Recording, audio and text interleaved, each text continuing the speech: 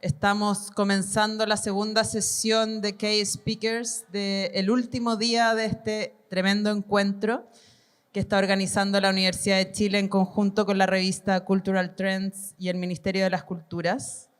Les damos las gracias a todos y todas por participar hoy, por mantener el interés y la participación en estos 3 intensos días. Y hoy tenemos la suerte, el agrado de contar con 2 grandes expositores, como son Justin O'Connor y Rosario Radakovich. Voy a presentar primero a Rosario, que va a ser quien va a partir esta segunda sesión, y después presentaré a Justin para que conozcan más de su trayectoria.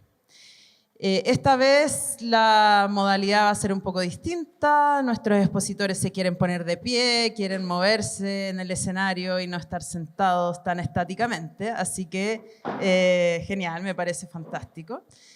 Bueno, Rosario es uruguaya, es socióloga de la UDELAR y doctora en sociología de la Universidad Estadual de Campinas, de Brasil. Rosario también es profesora asociada de la Universidad de la República en Uruguay, que es UDELAR. Es investigadora de nivel 1 en la Agencia Nacional de Innovación e Investigación, ANI.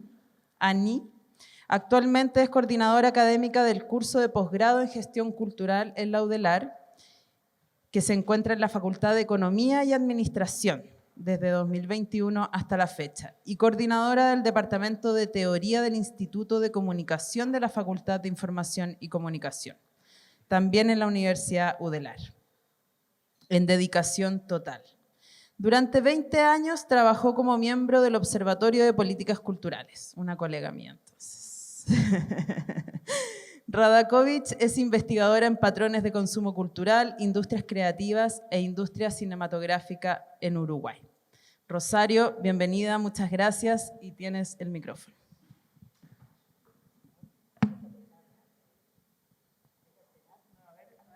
Hola, hola, bueno, muchas gracias, muy feliz de estar por aquí, muchas gracias a los organizadores de este hermoso evento y en particular quiero agradecer a Thomas Peters por la invitación.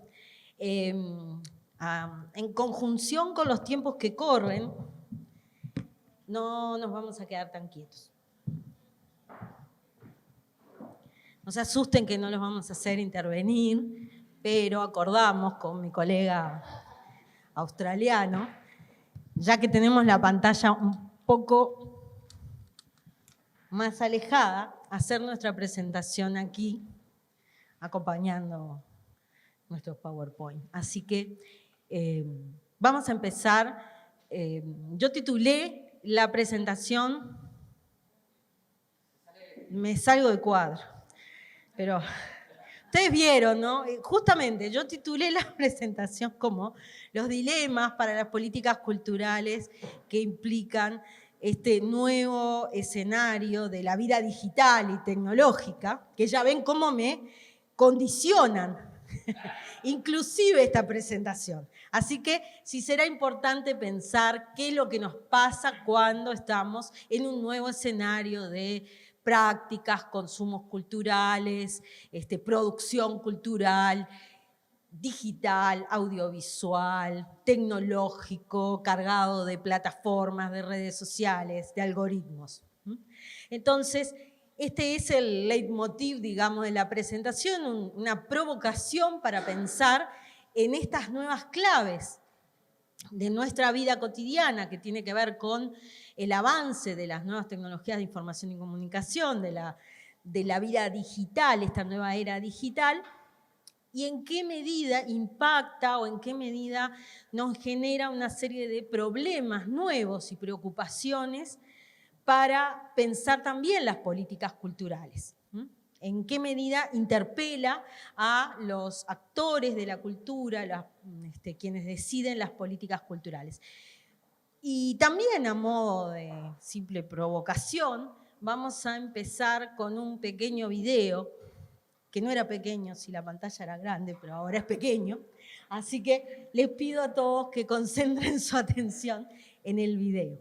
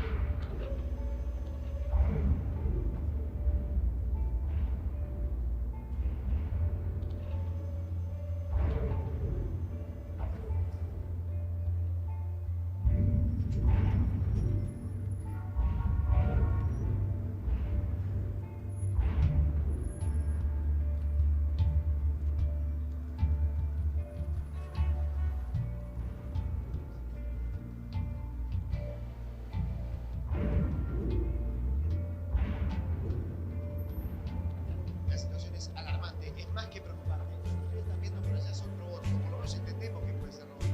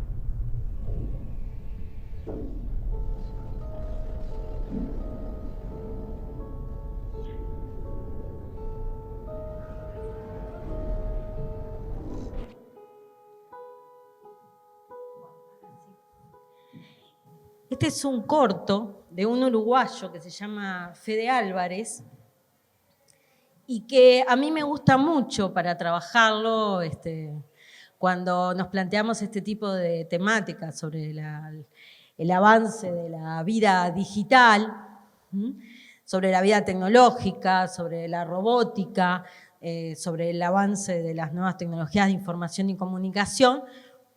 Bueno, porque esto es lo más impensado que puede pasar en todo el mundo, ¿verdad?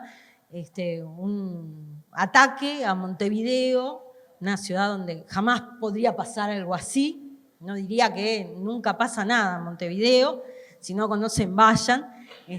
Pero bueno, es el lugar donde nunca va a pasar algo así. Entonces es de lo más bizarro pensar en esta manera donde la tecnología, la robótica, podrían atacar y destruirlo todo, inclusive un lugar tan emblemático como el Palacio Salvo, que es uno de nuestros patrimonios culturales, arquitectónicos.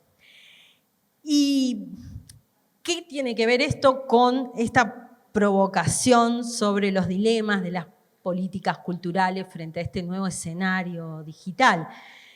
Bueno, porque cuando se trabaja sobre el mundo digital también hay como muchas posiciones enfrentadas, posiciones festivas, posiciones utópicas y posiciones apocalípticas sobre la tecnología, sobre la vida digital. Y yo lo que les quiero decir es que esta presentación, por lo menos, tiene el espíritu de presentar una perspectiva crítica, pero no apocalíptica. Crítica y situada sobre cuáles son los dilemas actuales de las políticas culturales en este nuevo escenario. Voy a tratar de ver mis propias preguntas. Cómo repensar las condiciones político-económicas y los desafíos socioculturales de la hegemonía global de un nuevo modelo de circulación, distribución, acceso social y consumos culturales en este escenario.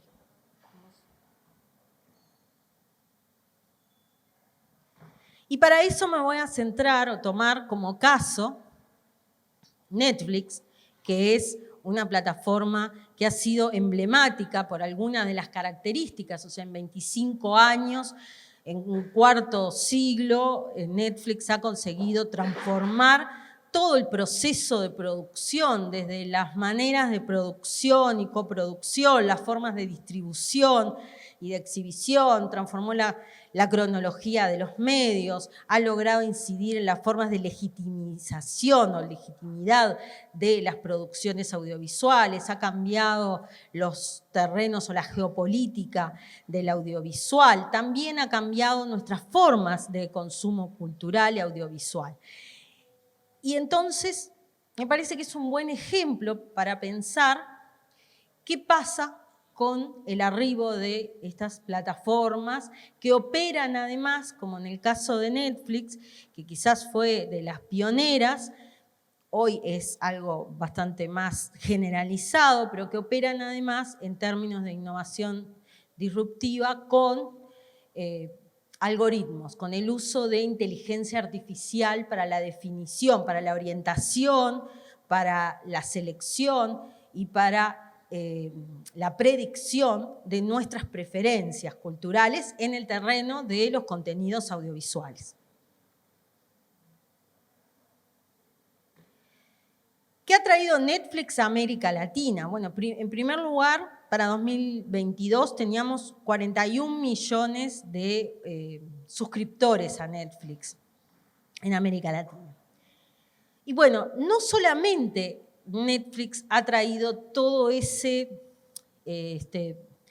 todas esas innovaciones, sino que también podríamos decir en un terreno también un poco más positivo para pensar la plataforma, porque no todo es crítico, ha traído algunas novedades a América Latina, como por ejemplo, logró colocar una diversidad de contenidos con diversidad de orígenes. Algo que para los europeos, para los norteamericanos, sobre todo para los europeos, no fue gran novedad, pero para nosotros sí. Sobre todo en algunos de nuestros países latinoamericanos donde las televisoras cables fueron muy poco diversas. Entonces logramos ver, y sobre todo los primeros 10 años de la plataforma, una serie de contenidos de diferente origen que no llegaban en las pantallas de televisión cable. También logró reactivar el circuito de visionado de producciones latinoamericanas, un circuito que no había sido muy feliz. Nosotros los latinoamericanos poco nos vemos entre nosotros en nuestras producciones audiovisuales. Poca circulación interna tenemos de nuestras producciones. Y cambió la cronología de los medios con un ejemplo como el de Roma, la producción mexicana, que logró entrar romper esa cronología histórica de los medios. Entonces, hay una serie de características que también hacen a la particularidad de pensar los impactos de estas plataformas en los contextos locales. Por eso yo no creo en la crítica global, sino que creo que también hay que trabajar en las apropiaciones y las formas en cómo se producen las condiciones de llegada de estas plataformas en los territorios, y en este caso en el territorio latinoamericano. Pero ¿cuáles son los dilemas? Y creo que hay muchos dilemas para pensar políticas culturales en función de este nuevo escenario digital, donde Netflix es solo un ejemplo, porque en realidad estamos rodeados de plataformas, de redes sociales, ¿no? Ya no estamos solo atendiendo la presentación, sino que estamos todos haciendo varias cosas a la vez, ¿no? Tenemos las redes con nosotros en nuestros celulares y también nos trasladamos permanentemente también haciendo actividades culturales. Bueno, dilemas muchos, pero yo elegí 3 que me parecían significativos para pensar esto en relación a políticas culturales. 1, el dilema de la ubicuidad de las políticas, de las prácticas audiovisuales. 2, el dilema de la recomendación y del valor cultural. Y 3, el dilema geopolítico. Vamos a mirar. El primer dilema, el dilema de la ubicuidad de las prácticas audiovisuales, la transformación de las rutinas culturales, cómo han cambiado los tiempos y los espacios. Esto de que entonces voy en un ómnibus mirando una película, mirando una serie, voy escuchando a partir de una plataforma la música que me gusta por la calle. Ya no hay un tiempo y un espacio, se desmaterializan las prácticas culturales. Y cada vez más ocupan además una buena parte de nuestra jornada diaria. Ya no hay un tiempo de trabajo versus un tiempo doméstico o un tiempo de uso del tiempo libre, sino que hemos estado permanentemente envueltos en expresiones culturales, burbujas, como diría Igarza, donde nuestra vida cultural está en toda la cotidianeidad, en las 24 horas del día. Entonces, esta desmaterialización progresiva de la vida cultural se interpone e interpela a las políticas culturales. Porque es en el cine, porque es en lo que serían las series y la televisión, porque es en la música y porque cada vez más es en diferentes áreas de la cultura. Y pasamos de la cultura de las salidas, que fue tan importante para los consumos culturales y sobre todo de las clases medias, a territorios desmaterializados. ¿Qué pasa con las infraestructuras culturales? ¿Cómo genero circuitos virtuosos entre nuestras prácticas digitales, virtuales y nuestras prácticas territoriales? ¿Cómo seguimos utilizando las infraestructuras y las expresiones que implican la presencialidad? Bueno, esto me parece que es un gran dilema para quienes están a cargo de políticas culturales, ¿no? El paso de la sala de cine al cine portable y algunas experiencias en América Latina, y les traigo una uruguaya, por ejemplo, que en Uruguay tenemos una Cinemateca Uruguaya, que es una institución cultural emblemática del cine independiente.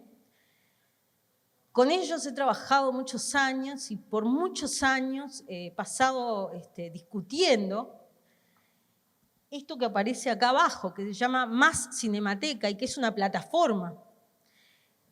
Se vieron acorralados a tener que hacerlo en contexto de pandemia, pero era algo impensado e impensable para Cinemateca desanclarse de la sala de cine. Lo hicieron. Fuera del sector audiovisual, en Argentina, por ejemplo, surge, y ahora creo que está en Bolivia también, una experiencia que se llama Teatrix, que es de teatro online. Entonces, esto de que las artes escénicas no les llega la digitalización, la virtualidad, ya no corre. Repensar la realidad tal cual es. Y hoy hay nuevas experiencias en este territorio.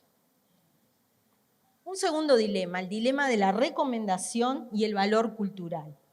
La curaduría humana versus la curaduría algorítmica. ¿Qué desafío para las políticas culturales? ¿Quiénes son los nuevos intermediarios culturales hoy? ¿Quiénes recomiendan la oferta cultural? Cuando pensamos en el caso de Netflix, aparece el tema algorítmico como un sistema de recomendación, que ahora, además, también se aplica a otros espacios del ámbito de las plataformas y del ámbito digital en general. ¿Esto qué dilemas aparece para las políticas culturales? Porque, ¿qué hace Netflix con nosotros? Bueno, su sistema algorítmico que se llama Cinematch es el que se encarga de tomar como referencia toda la información que nosotros brindamos, nuestras preferencias a la hora de iniciar nuestra cuenta, qué vemos, cuándo lo vemos, dónde lo dejamos de ver, sobre todo, y qué tipo de información es la que nos atrae para ver una película o una serie. Entonces, a partir de allí se modela nuestro gusto con una serie de sesgos, porque en realidad los algoritmos aparecen, ¿no? O la discusión que aparece en el terreno de los algoritmos y de la inteligencia artificial es esa cierta discusión de neutralidad, pero en realidad son construidos también o diseñados por humanos, entonces también reproducen sesgos. Entonces, ¿qué poder puede tener allí estos algoritmos a la hora de definir, de asentar, de consolidar nuestros gustos y nuestras preferencias si son quienes nos van recomendando una y otra vez qué es lo que se ajusta más a nuestro gusto individual? ¿Qué lugar le queda al curador? ¿Qué lugar le queda al crítico de cine?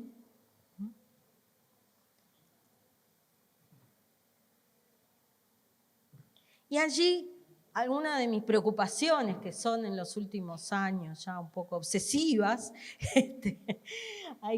tengo como un poco de obsesión de pensar esta idea del gusto algorítmico, o qué pasaría, digamos, si hay una nueva matriz de formación del gusto cultural anclada en estos sistemas de inteligencia artificial. ¿En qué medida se racionalizan nuestras preferencias y en qué medida esto puede incidir o nos puede provocar una pérdida de autonomía, una pérdida de búsqueda de riesgo cultural?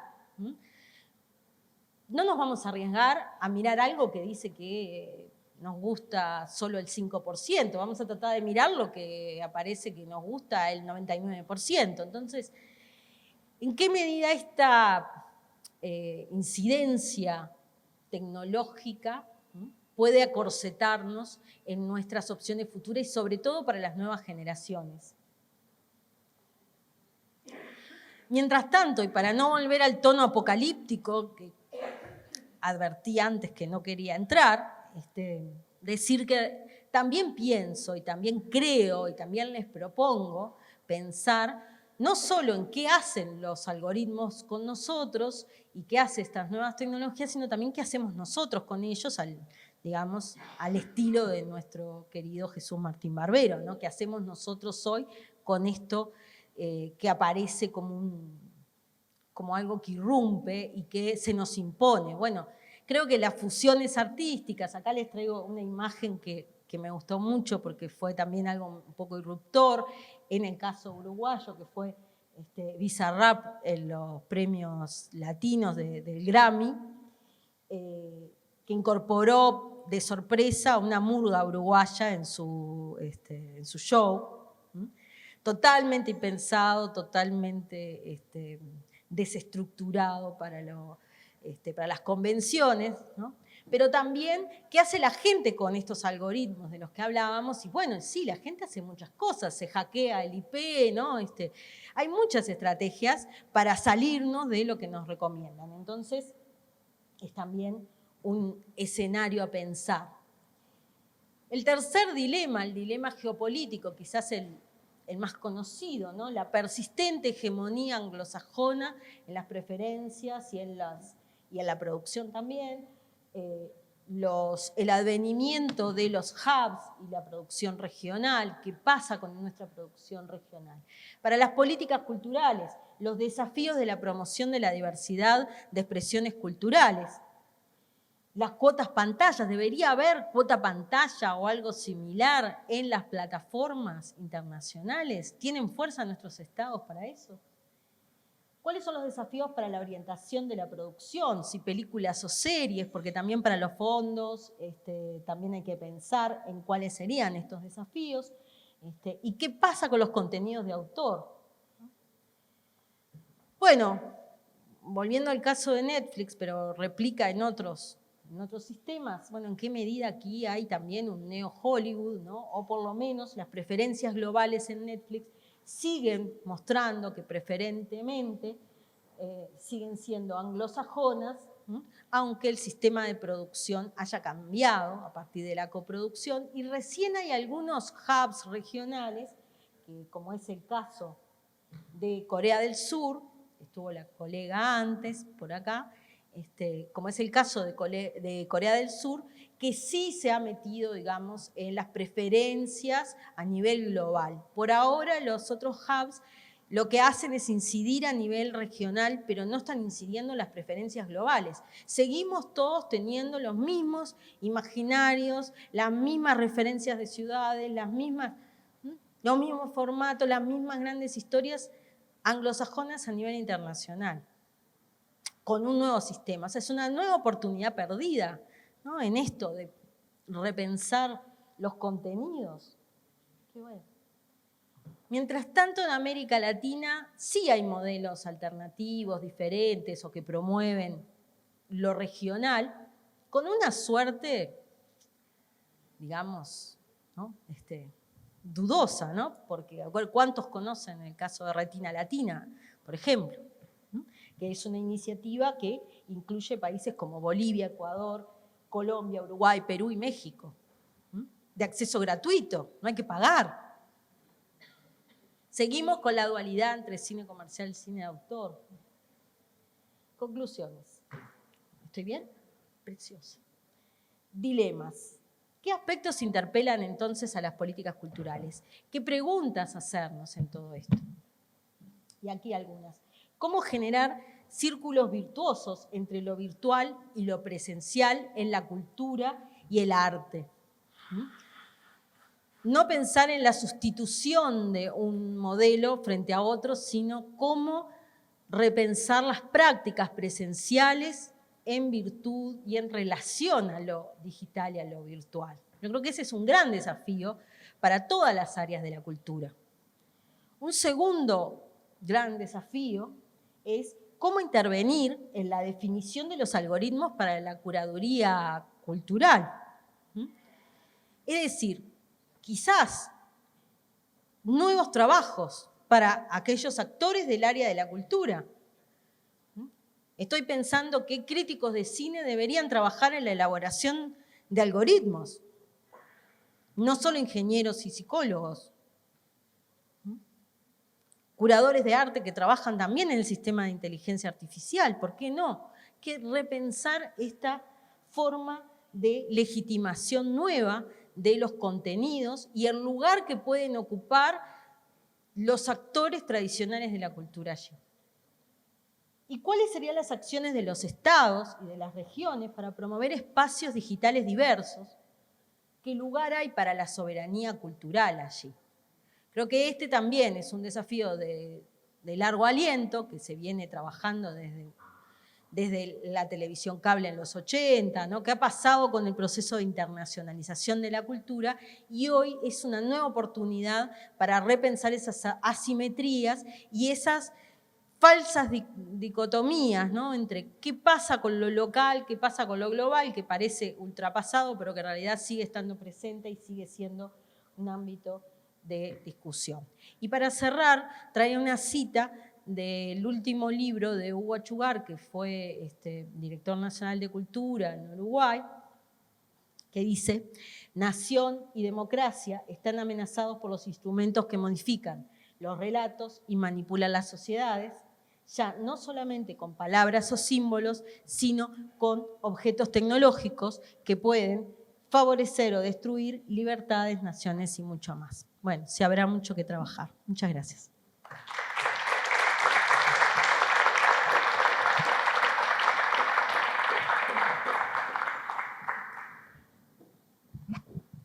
Muchas gracias, Rosario.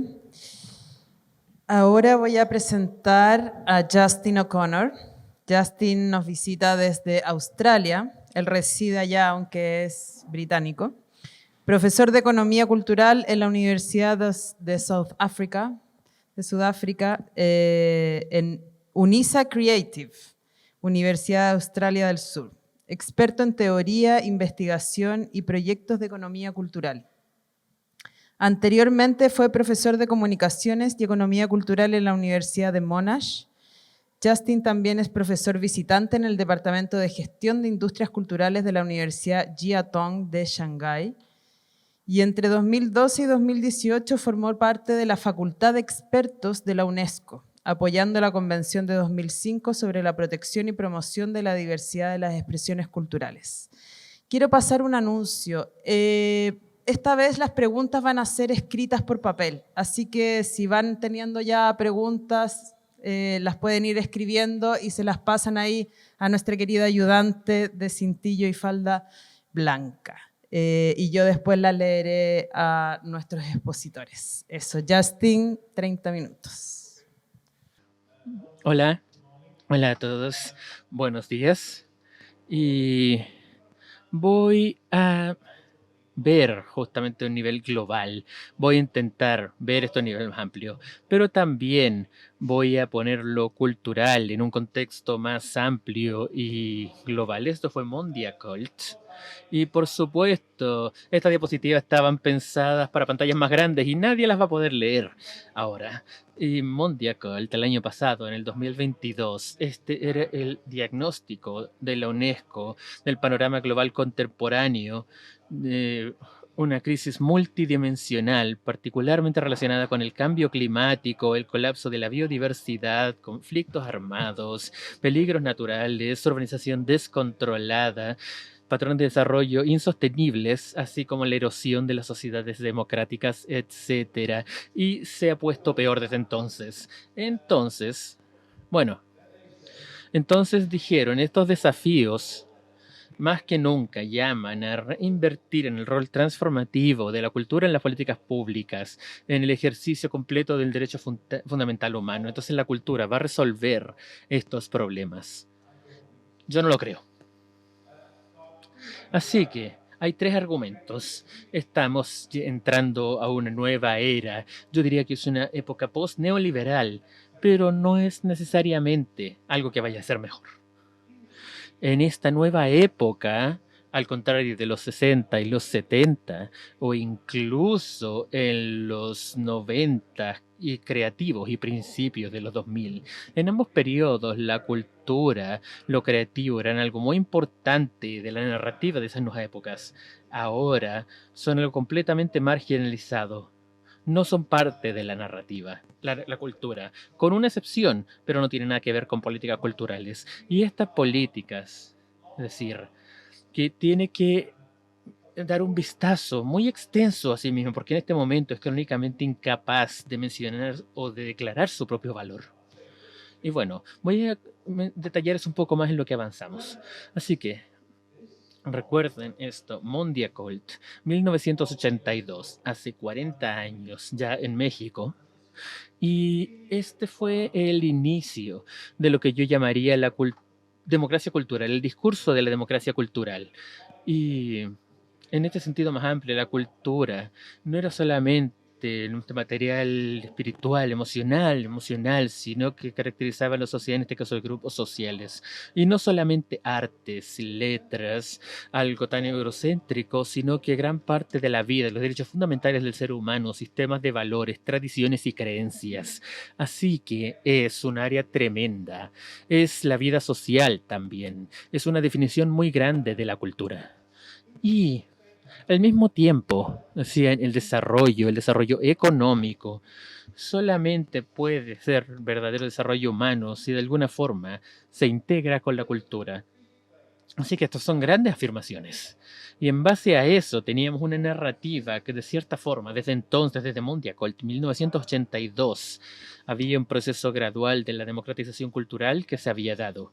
Y UNESCO regularmente nos fue integrando en esta narrativa a medida que fuimos avanzando, todas las distintas convenciones y ese tipo de cosas. Fuimos volviendo más democráticos, más profesionales, más esenciales al desarrollo sostenible. Entonces, estas diapositivas simplemente muestran que es una verdadera crítica al crecimiento. No puedes tener crecimiento sin el desarrollo humano, etcétera, etcétera. Y yo quiero decir que todas estas grandes afirmaciones respecto del poder de la cultura, su centralidad, fueron totalmente ignoradas por la política global. Y fue el mismo sector cultural que se creía su propia retórica. Y podemos ver esto en lo que sucedió en 1998, cuando el gobierno del Reino Unido inventó las industrias creativas. Y el motivo por el que inventó las industrias creativas es porque es la única forma en la que podían hacer que la cultura se tomara en serio. Era básicamente una potencia económica. Han escuchado estos argumentos, etcétera. Una potencia económica, así que por lo tanto, por favor, financien la cultura. Y sí, este es justamente lo que verdaderamente se ha exportado del Reino Unido al mundo, porque ahora este es un paradigma global cultural. Y ahora sabemos justamente todo esto, todo el mundo gana, el crecimiento cultural social, valor cultural social, toda esta retórica de las industrias creativas que surgió desde ese momento. Y la UNESCO tomó esto, así que en el 2012 empezaron a hablar sobre la cultura como un impulsor del desarrollo económico, creador de empleo, etcétera, etcétera, pero también es un habilitador. Este crecimiento tiene beneficios más amplios económicos y sociales. Hubo un cambio importante del lenguaje, del valor social espiritual a la cultura, como lo que efectivamente lleva a fortalecer el capital social, fomentar la confianza en las instituciones, todo este tipo de otros efectos, pero el principal avance era económico. Entonces aquí es donde estamos. Las economías creativas, este nuevo paradigma global, cada vez que hablemos de la democracia cultural, este es el verdadero paradigma. Y no voy a criticar las industrias creativas ahora, y me gustaría hacerlo, pero ahora no lo haré. Es simplemente una lista. Y nadie sabe qué son. Eso es una cosa. Nadie sabe qué son las industrias creativas. Si vamos, por ejemplo, a una conferencia vinícola o de la industria láctea, la gente habla de vinos orgánicos. Saben de qué están hablando. Y si vamos a una conferencia de la industria creativa, la mayoría del evento se va en qué son las industrias creativas. Es un desastre. Así que no voy a meterme en eso. ¿Y cómo nos relacionamos a eso? Bueno, todavía hay algunos creyentes allá afuera, en algún lugar. Y otros lo ven como un caballo de Troya. Y yo creo que esa es la postura de la UNESCO, donde nadie se lo toma en serio, pero si tenemos un caballo de Troya económico y dentro tenemos el desarrollo cultural. O la mayoría de los trabajadores culturales, bueno, a veces César económico, bla, bla, bla, porque queremos recursos para poder hacer arte. Y hay que hacerlos, todos tienen que hacerlo, los académicos, los investigadores también. Tienen muchas indicaciones también de sus jefes, ¿verdad? Que tienen que interactuar con la industria, etcétera, etcétera. De hecho, hay un profundo cinismo que creo es nuestra postura por defecto. No hay nada que podamos hacer, no creemos en esto, pero ¿qué vamos a hacer? Y aquí estamos. Y esta es la definición. Es bastante conocida y cada ensayo que haya leído de mis estudiantes empieza con esto, que es una definición incoherente por lo demás.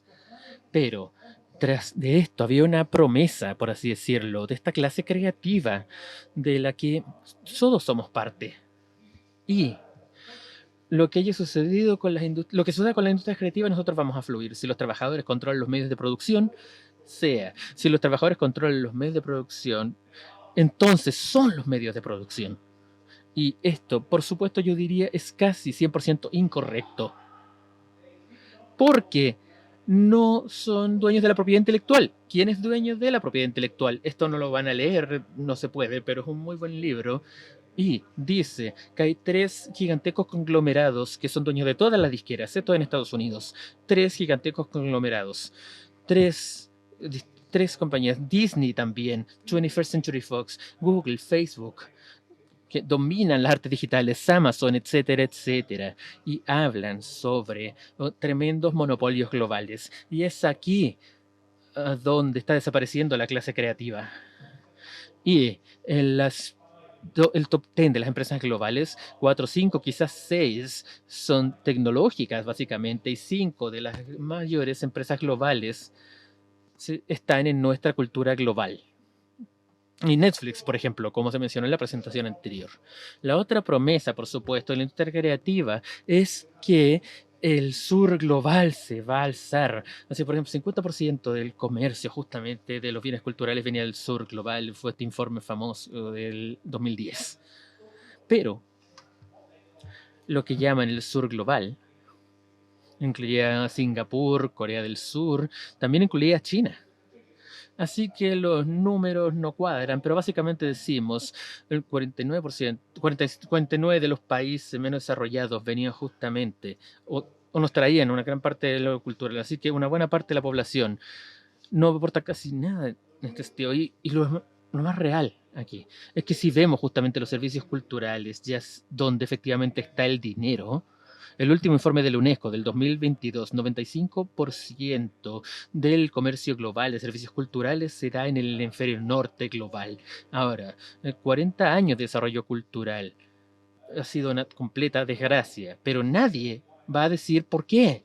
Y si vemos justamente el Foro Cultural de Diversidad Internacional y solo un 12% de los países desarrollados reportan da tratamiento preferencial a los países en desarrollo. Y por supuesto, el presupuesto del Foro Internacional de Desarrollo Cultural, que justamente fueron $2 millones. Esta fue toda la ayuda del norte hacia el sur.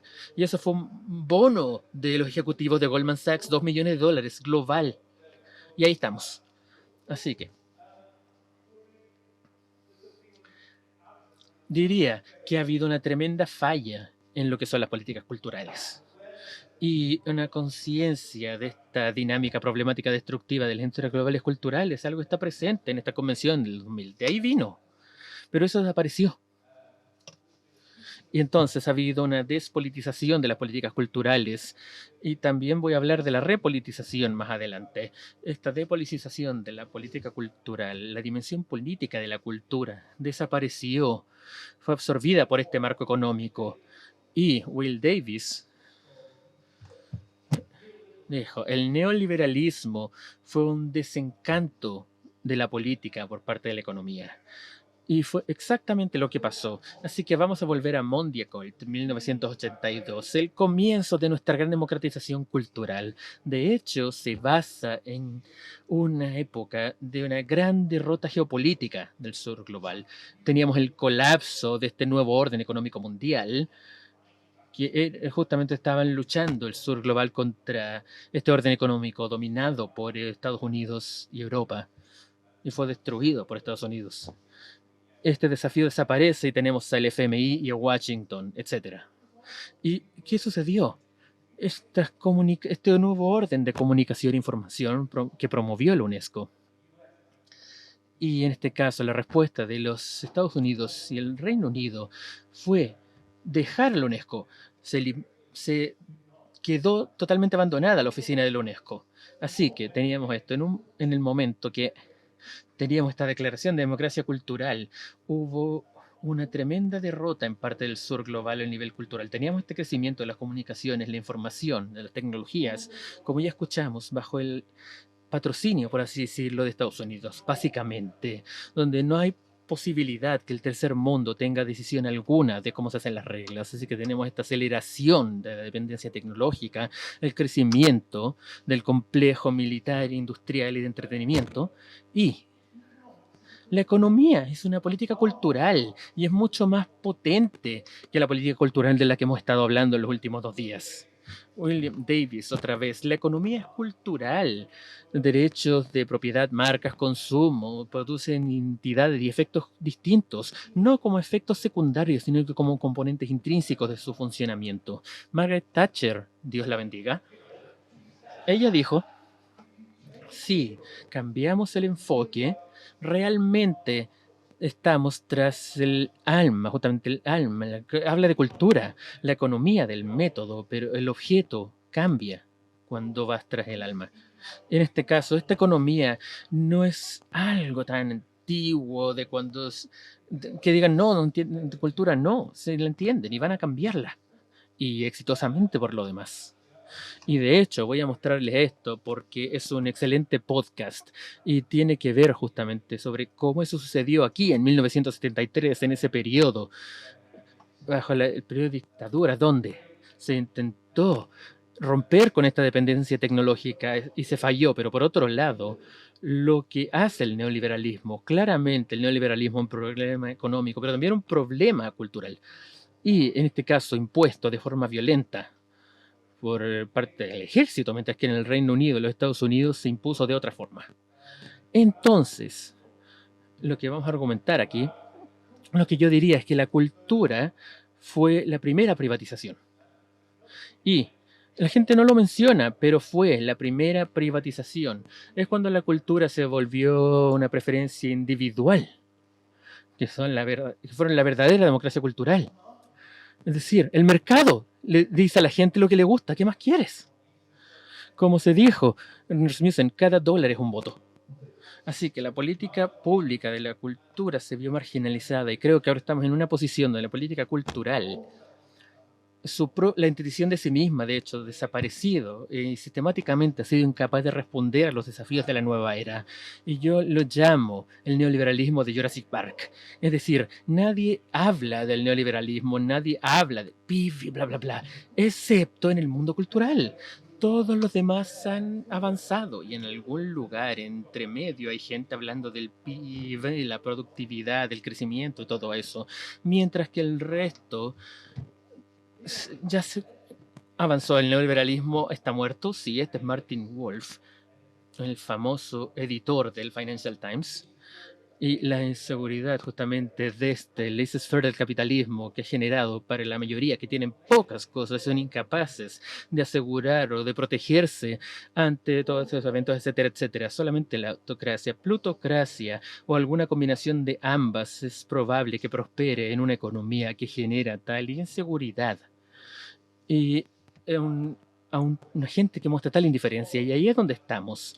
O, como se dijo en Sao Paulo, la creciente desigualdad, oligarquía, la privatización de la riqueza, los espacios sociales, la disminución de la clase media, la gentrificación de las ciudades, el patrimonialismo, clientelismo, corrupción. Más que ver esto como aberraciones, debiéramos entenderlas como la nueva normalidad de la política. Entonces, no sorprende, dado el colapso de todo eso, no sorprende que tengamos todo este crecimiento, la nueva economía, la gente que intenta repensar la economía. Y esto es una bastante famosa, de hecho, Kate Raworth, con esta economía en forma de dona, que habla sobre los cimientos sociales, la parte interna de esta rosquilla, que básicamente son los cimientos de una sociedad decente, el desarrollo, los ODS, y justamente que tenemos el techo ideológico. Entonces tenemos aquí como la economía, sacamos la economía únicamente de los empleos y el crecimiento y tenemos los objetivos de desarrollo sustentable. Y hay que tener en cuenta que no se menciona la cultura en esos objetivos, como ya sabemos. ¿Y por qué no se menciona? Es una historia bastante interesante, pero es otra conversación. Sin embargo, también el Estado tiene un nuevo rol, por supuesto.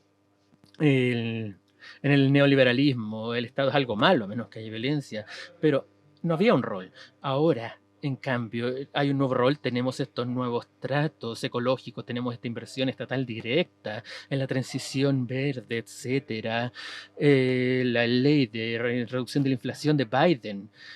Y el Estado ha empezado a invertir directamente, en cierta forma. Ya no esperamos que el mercado lo haga, tiene que ser inversión estatal, porque el mercado claramente falló en eso. Así que volvimos a la declaración final. Estos son los desafíos que enfrenta la cultura. ¿Cómo diantres la cultura va a enfrentar todos estos desafíos? ¿Cómo vamos a hacer eso? Hay dos caminos para esto. Primero, que la cultura sea un objetivo de desarrollo sustentable. Hay una campaña importante en ese sentido. Y el otro es que la cultura es un bien global público. ¿Qué significa eso? Bienes públicos es un término más de economía neoclásica, por lo demás. Y básicamente, cosas que el sector privado no puede proporcionar. Educación, por ejemplo. Y entonces, hay un intento de decir necesitamos bienes globales públicos con un valor positivo. No se trata que el mercado solamente haya fallado. Hacemos esto porque el sector privado no lo puede hacer. No, hay un beneficio positivo para proporcionar de forma pública ciertos bienes. Estos bienes públicos, valor público. Y esto está empezando a surgir en una era post-neoliberal, como estas nuevas tendencias también. Y ha vuelto a esto, efectivamente. Esta es la base de la cultura como un bien global público, o como un bien público. La ciudadanía social, donde todo el mundo puede compartir este patrimonio social y vivir como un ser civilizado de acuerdo a los estándares predominantes en la sociedad. O, artículo 27, todos tienen el derecho a participar libremente en la vida cultural de una comunidad, disfrutar de las artes y compartir el progreso científico y sus beneficios. Eso para mí es una definición perfectamente buena de las aspiraciones de la democracia cultural, la democratización de la cultura, porque creo yo que llega a eso. Y voy a volver a este punto después. Así que esto es lo que creo yo. Así debiera verse la cultura cuando hablamos de esto. Tenemos la salud, la educación, servicios sociales, infraestructura esencial y la cultura. Es decir, es así de simple, ¿cierto? Ese es su valor, el valor público, no hay que medirlo. Ahí es donde debiera estar como un bien público. Así es como debiéramos pensar la cultura, no como una industria por lo demás. Sin embargo, estupendo. Devolvamos la cultura a su rol público, hagamos la parte de los cimientos sociales, pero lo estamos haciendo tras 40 años de un proyecto neoliberal. Lo estamos haciendo después de este proyecto neoliberal que intentó destruir las políticas masivas, las organizaciones masivas, destruir los sindicatos, la organización de la sociedad civil. Así que es algo político. Llevar los sistemas sociales hacia la privatización, la subcontratación, etcétera, convertir todo en un commodity. Entonces, somos responsables de los riesgos sociales y lo que tenemos aquí es un vacío democrático entre el Estado y el público, la gente. Es un vacío tremendo y estoy usando la frase de Peter Maas, el vacío. Tenemos un poder creciente del Estado, como ya sabemos, pero una autoridad decreciente, lo hemos visto en varias formas. Tenemos este aumento tremendo en la desigualdad, pero también tenemos un gran aumento de la precariedad, que en cierta forma se generaliza en una inseguridad ontológica. Ahora, ¿cómo diablos vamos a tomar a la cultura como parte de los cimientos sociales en ese contexto? Y yo creo que es realmente difícil. Yo intento hacerlo utilizando este grupo y creo que... ¿Cómo vamos de tiempo? Ok, bien. Ok, creo que puedo. Así que he estado intentando utilizar este concepto que se ha tomado de aquí, que es un intento de repensar la economía, donde rechazamos el crecimiento basado en el PIB, nos enfocamos en los cimientos de la sociedad, las bases, y cuáles son las bases de una vida decente, la descomodificación de los servicios, reparar la infraestructura social. Y yo digo que la cultura tiene que encontrar un lugar en esa agenda política. Y vemos distintas zonas de la economía. Y no voy a ver esto tan en detalle, pero hay una comunidad interesante. Está la infraestructura, comunicaciones, transporte, etcétera, servicios, salud, educación, servicios sociales y también la economía del día a día, la economía a pequeña escala en nuestras ciudades, comunidades. ¿Qué hace a estas comunidades realmente? Y tenemos esta economía transaccional, y no hablo a nivel cultural, hablo a nivel general. Y tenemos esta economía transaccional. Ahora bien, la gente del desarrollo económico, incluyendo las industrias creativas, se enfocan solo en lo transaccional.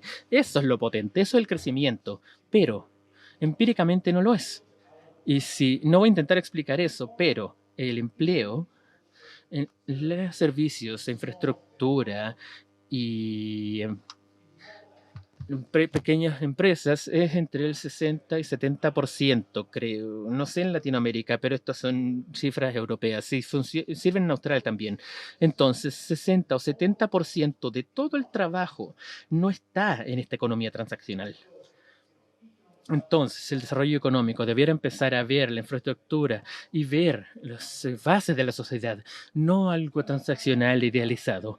E intento hacer esto, y esto sí que no lo va a leer nadie, pero intento mapear la cultura en estas zonas, donde estos cimientos fundacionales, la fibra óptica, por ejemplo, todas estas distintas partes de la economía diaria y lo transaccional. Y muy brevemente, yo sé que no lo pueden ver, pero la estrategia de la industria creativa dice que todo tiene que ir en esa dirección.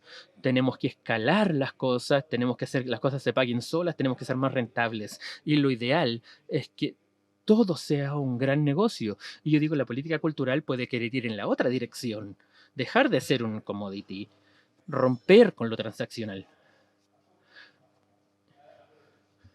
Y me voy a saltar eso. Vamos a saltarnos hasta el final. Entonces, iba a hablar en gran medida sobre cómo apoyamos la infraestructura social y cultural. Y creo que es ahí donde tenemos que empezar, porque si bien no va a ser, o si bien estamos en esta realineación de partes de la política pública, va a ser muy difícil hacer esto. Entonces, he hablado mucho sobre la creación de una infraestructura social, de una infraestructura cultural, algo realmente básico. Pero quiero pasar al último punto, que es que tenemos que confrontar este nivel transaccional, tenemos que enfrentar a este aspecto tan comercializado de nuestras vidas, a lo que se estaba aludiendo antes, porque estas grandes corporaciones globales, como ya sabemos, no es algo del mercado, sino que se trata de monopolios, se trata del control de la propiedad intelectual y sus derechos en varios niveles. No se trata solo de la propiedad, por ejemplo, en Mickey Mouse, sino que de la propiedad del software, de algoritmos, de toda clase de cosas, de la cadena global de suministro que está llena de propiedades intelectuales. Y esto es un modelo tripartita. Hay una oficina central, por ejemplo, en Nueva York o Londres. Tenemos todas estas otras áreas intermedias subcontratadas y luego tenemos estas áreas inferiores precarias, algunas en Corea del Sur, Indonesia, qué sé yo. Y tenemos esta posición donde la gente está hablando sobre el neofeudalismo, un regreso a una sociedad feudal. Yo no estoy de acuerdo con eso, pero el hecho que la gente use este término, es decir, que ya no estamos en el capitalismo, sino que en el neofeudalismo, es bastante preocupante. Así que estamos en esta posición ahora, donde en un nivel global, las decisiones de invertir en la cultura, en nuestra cultura, la toman unos pocos dueños del capital. Y esto se ha dudado en otras áreas y en términos de la inversión directa, pero y ahora, por ejemplo, depende de Mark Zuckerberg, de las grandes corporaciones, es decir, en quién se debiera invertir en términos de cultura. Y necesitamos una nueva política global cultural, un nuevo orden de comunicaciones. Y necesitamos volver a ese momento del 1982, empezar a pensar en quién es dueño de la información y comunicaciones, de esta infraestructura. Necesitamos dos tipos de necesitamos reiniciar estas convenciones y necesitamos reconstruir la solidaridad global y que justamente hay un nuevo impulso para la inversión en la cultura a nivel global. Así que eso es bastante complejo, pero aquí voy a concluir hablando sobre qué viene ahora. Esta es nuestra agenda en común de Naciones Unidas, promovida justamente por su director general, quien dice que necesitamos reiniciar a las Naciones Unidas, necesitamos rearmar un acuerdo global entre todos los distintos usuarios y la cultura, por supuesto. En ese documento, un documento muy fuerte por lo demás, la cultura está totalmente ausente, no me sorprende. Y justamente nuestro camino hacia el futuro, que se va a hacer en el 2024, va a ser el principal movimiento de las Naciones Unidas en la siguiente década. Nuevamente, la cultura está completamente ausente de esto. Y vuelve a mi primer punto, que estábamos hablando de la cultura, estamos hablando de estas grandes afirmaciones de la cultura, pero cuando llegamos al nivel de políticas a nadie le importa. De hecho, no estamos ni siquiera en la mesa, somos irrelevantes. ¿Y cómo hacemos que la cultura vuelva a estar ahí? He estado intentando trabajar en esto. Tenemos todas estas distintas políticas, que son generaciones futuras, plataformas de emergencia, participación juvenil, más allá del PIB. Todos son reportes de políticas bastante breves de Naciones Unidas utilizando la siguiente iteración de este desarrollo sostenible. La cultura no está ahí. Hay algunas personas que al menos estamos intentando justamente que la cultura vuelva a estar ahí, pero para hacer eso tenemos que saber cuál es el propósito de las artes y la cultura. Y eso es lo que nos falta, creo yo. ¿Y cuál es el propósito del arte y la cultura? Es decir, la democracia cultural no es la respuesta a esta pregunta. La democracia cultural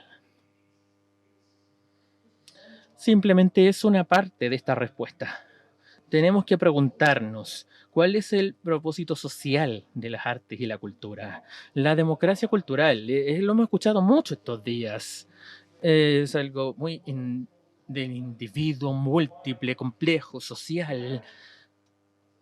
Y sin demos, no hay democracia. Y la democracia cultural, que básicamente se busca como un grupo de individuos soberanos, todos con sus propias identidades, eso justamente la forma de avanzar democráticamente, creo yo, va a ser un desastre.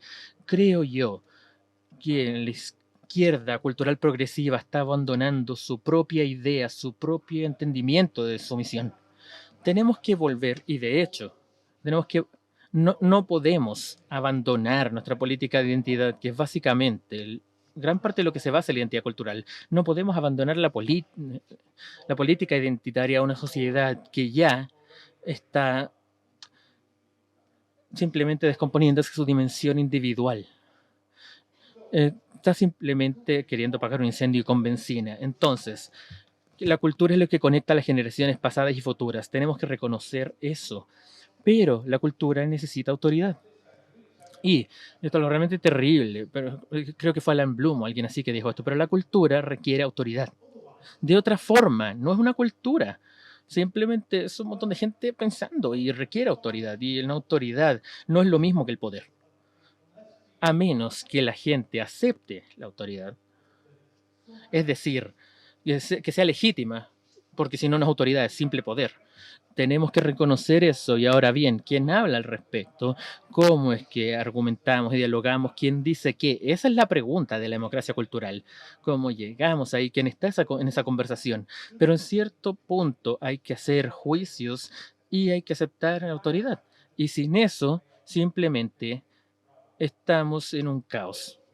Así que tenemos que hacer juicios de valor y eso creo yo, el tema de cómo hacemos eso. ¿Quién está en esta conversación? Eso es la democracia cultural.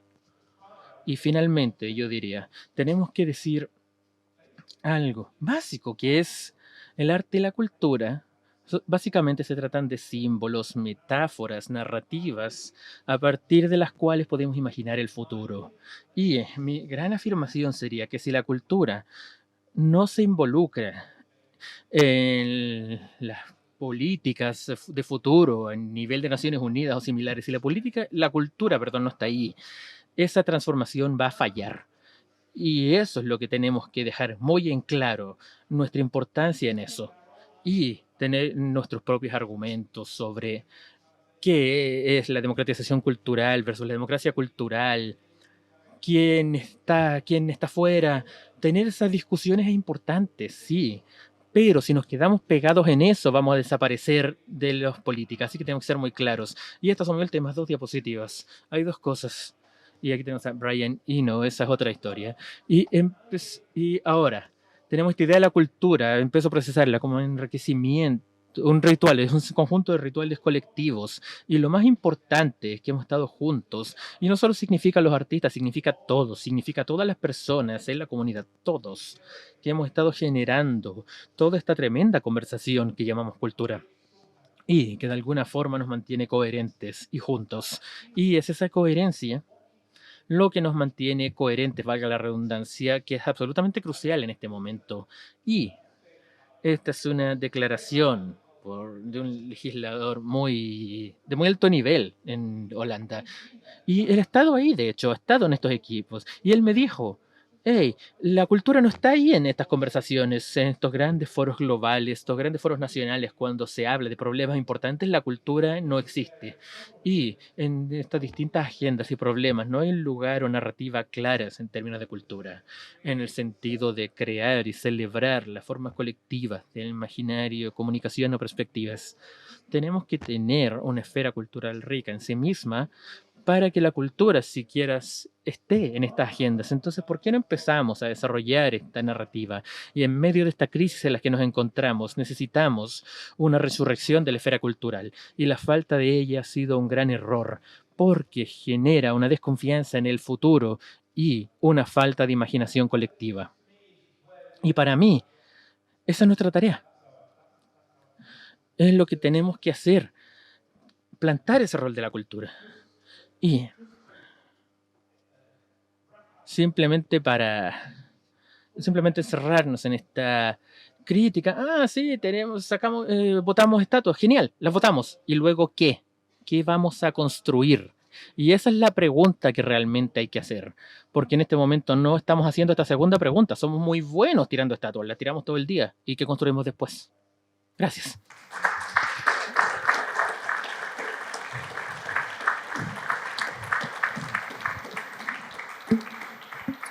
Thank you very much, Justin. Muchas gracias, Justin.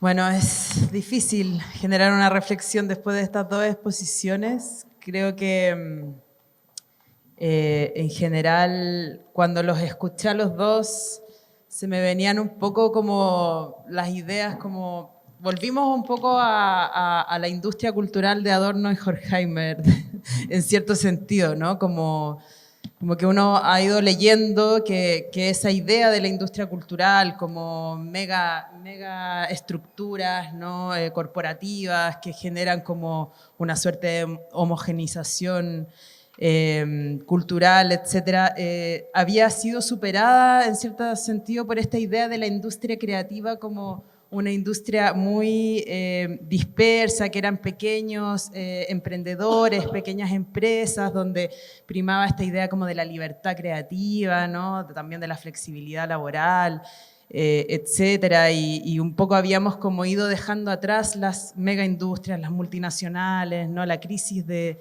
las discográficas, por ejemplo, en los años 90, ¿no? Y claro, como que nos habíamos uberizado en el mundo cultural a través de esta precarización laboral también y todo. Pero claro, los escucho a ustedes hablar y digo, no, quizás la industria cultural de Adorno y Horkheimer todavía está ahí, ¿no? Con nuevas formas, con nuevas estructuras, mucho más globales, ¿no? Mucho más internacionales. Que todavía siguen definiendo nuestros gustos, nuestros contenidos, etc. Creo que ambas cosas quizás conviven, ¿no? Hoy día, por supuesto, hay una resistencia también, muchas veces desde las comunidades, desde los agentes culturales, que van creando también sus propias iniciativas, sus propias formas de economía, muchas veces incluso, ¿no? Tenemos experiencias acá en Latinoamérica, sobre todo en Argentina, Brasil, Uruguay, donde también estas otras economías van también generando van rasgando un poco, ¿no? Estas estructuras. Pero bueno, sí, me hago muchas preguntas como también, por ejemplo, ¿qué tanta incidencia tiene la UNESCO realmente en las políticas nacionales, ¿no? O hasta qué punto, claro, porque si el orden mundial no está escuchando la UNESCO, creo que muchas veces tampoco los países la escuchan realmente, ¿no? Pero bueno, son reflexiones que me hago, pero voy a leer las preguntas porque hay muchas. Así que Muchas gracias. ¿Estas son para ti? Estas son para ti, Rosario. Ya, partamos por Rosario, que fue la que primero expuso.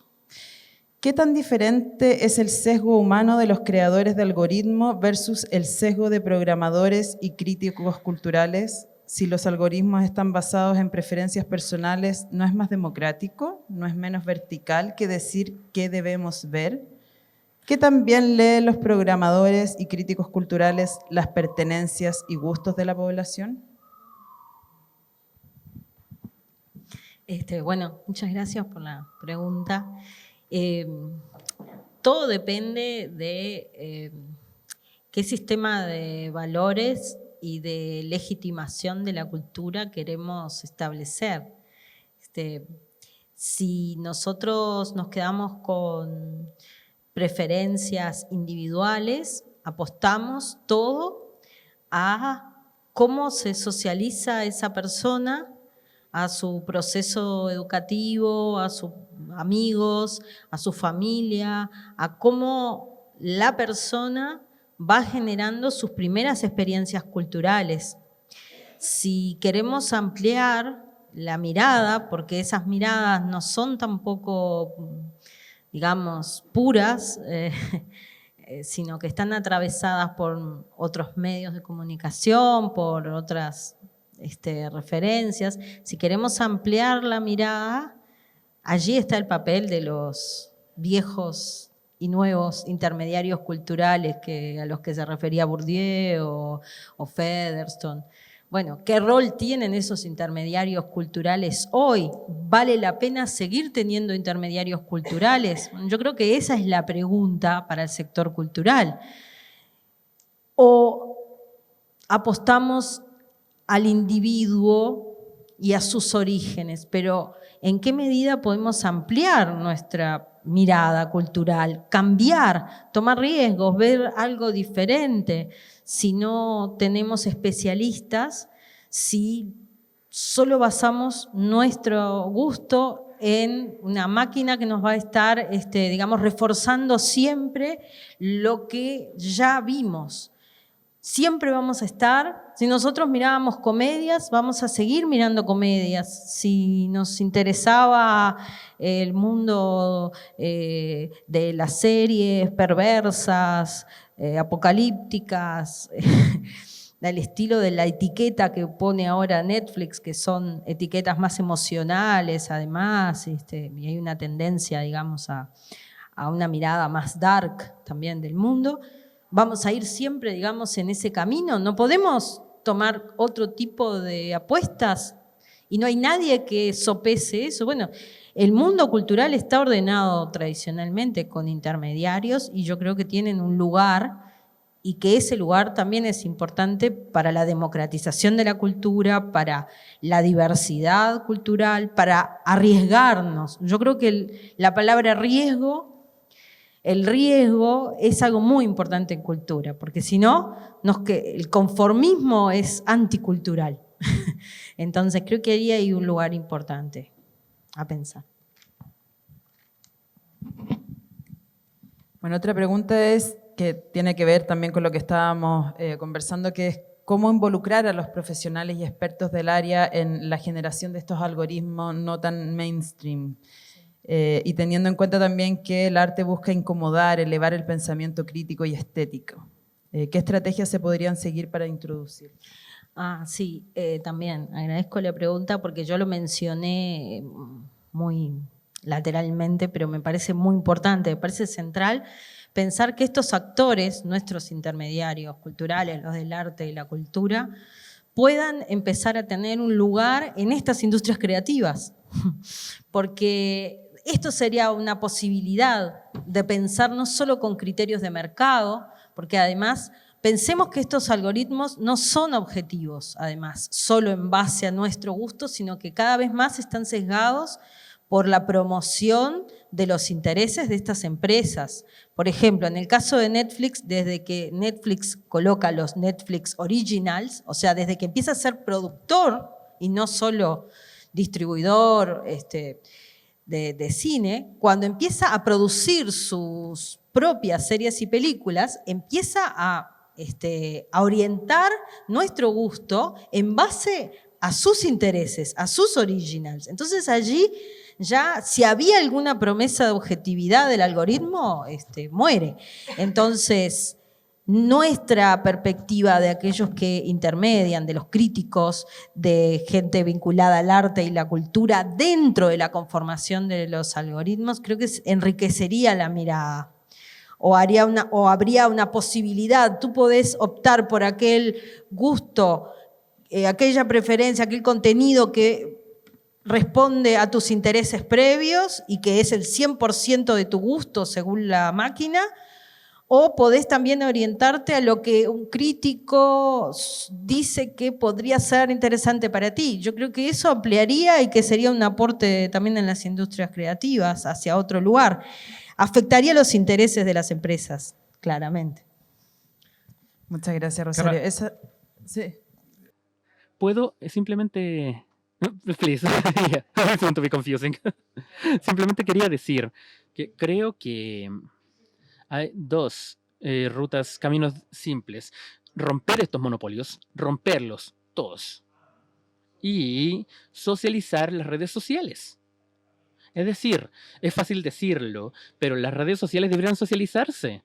Debieran basarse en la autoridad pública. ¿Cómo se hace a un nivel global? Eso es algo que justamente debiera manejar el sector público. Tiene que ser un sector público democrático, etcétera, etcétera. Pero eso es una cosa, porque hemos entregado, es decir, la gente habla sobre la mayor revolución tecnológica desde Gutenberg. Hemos entregado eso a un montón de sociópatas en California.